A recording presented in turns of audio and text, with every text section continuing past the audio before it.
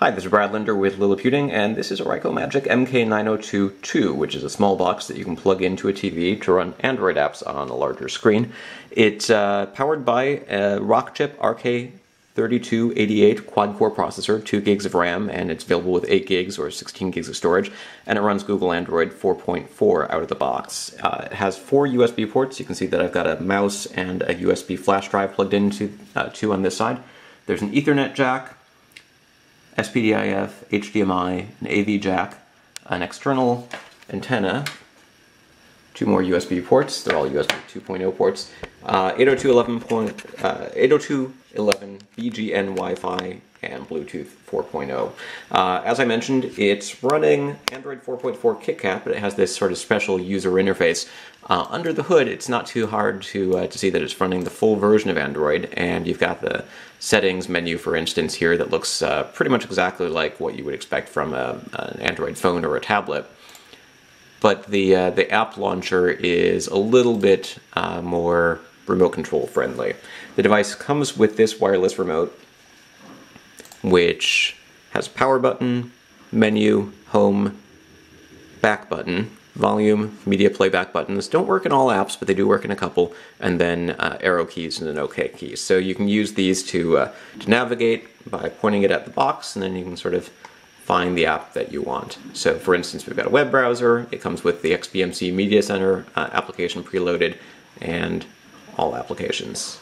Now there are certain things that are a lot easier to do with a keyboard and mouse on this sort of device. So it's running the full version of Android as opposed to Android TV, which runs on the Google Nexus player and is designed not to run all Android apps, just those that are optimized for TV. So for instance, there's a web browser here, which is great, until it comes time to try to start navigating through web pages. You can see I'm using the remote control to click around, and scrolling is tough, and say I want to enter a URL. Then I have to get here and pull up a keyboard. Doesn't even want to pull up the keyboard. Oops. Let's try this again. Well, sometimes it pulls up a keyboard. So, I can enter text using this mouse, but even that's going to be sort of hunt and peck one by one. So it's got a web browser, but without a keyboard, you're going to have a difficult time using that sort of thing. Now, applications that are designed for remote controls, like XBMC, can offer a more pleasant experience. So for instance, here, let's take a look at... Oops. We're playing a 1080p video here, and we can just use the arrow keys and the OK key and trigger playback, forward, play, pause, stop, and so forth. You can also install third-party add-ons if you wanted to access online videos that way. Now, I found that while XBMC does work, it struggles with some of the audio and video sync in some of those formats. You might be able to tweak the settings and have better performance than I did. This device does support 4K video playback, but it's only really going to work well in certain players. So in XBMC, with a 1080p video, there was an audio-video sync issue, and when I tried playing a 4K video, it just crashed the player. Now that said, I can just use this built-in file browser, go to the USB flash drive, find that 4K version of that same video we were just watching,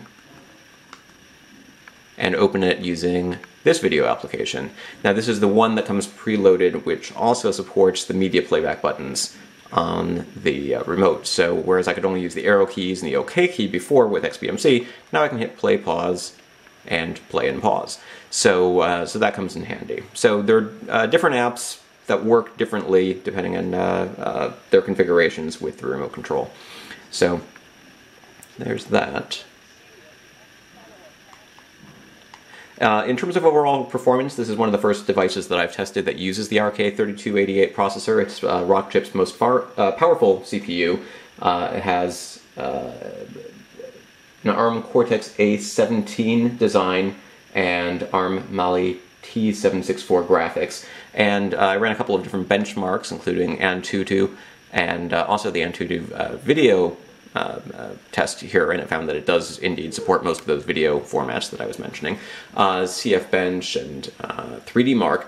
And in terms of performance, it seems to come in somewhere around what you would expect from an Amlogic S802 processor or Intel's Intel Atom Bay Trail processor, which is the one that actually does come with the Google Nexus player. So performance-wise, it's pretty speedy, and it should be able to handle most games and videos and other things.